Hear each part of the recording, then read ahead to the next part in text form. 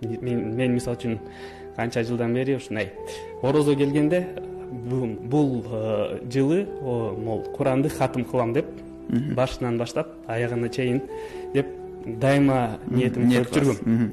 Бирок баары бир мындай аягына чейин этигине чейин чыга элекмин да.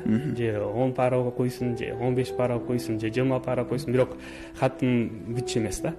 Анан быйыл да аябай мындай ниет койгом, күнүгө бир парадан окуп, анан буюрса ошол орозонун ичинде 30 параны бүтүрүп, Куранды башынан аягына чейин деп ниет койгом. Анан буюрса жакшы болуп атат, анткени убакыт да көп болуп атат, кеңир күнүгө бир парадан окуп, ушундай шашпай, кечинде да үй бүлө менен чогуу болуп, аябай мага негизи быйылкы орозо аябай жагат да, ошол мененчи үзүүчү жок да. Түшүнүктүү.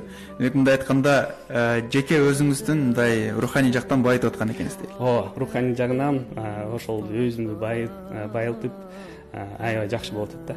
Түшүнүктүү. Анан Денис мырза, эми сиз катардагы бир кыргыз мусулманынан бир өзгөчө сөз, балким атыңызды укканда дагы анан сиз менен орозо туурасында сүйлөшүп атканда азыр көрүүчүлөр, угармандар дагы таң калышы мүмкүн. Анан ушул биринчи анан кыргыз тилинде сүйлөп атканыңыздан калыштыр, анан экинчиден мындай катардагы кыргыз мусулманына караганда дагы динди мындай мыкты билгениңиз бул өзгөчө. Бул өзгөчөлүктөр каяктан келет, бир мындай тарыхына токтолуп өтсөк. Негизи мен улутум орус. Мен өзүм Көлдө төрөлгөм. Көлдө, Ысык Көлдө, Каракол шаарында өскөм.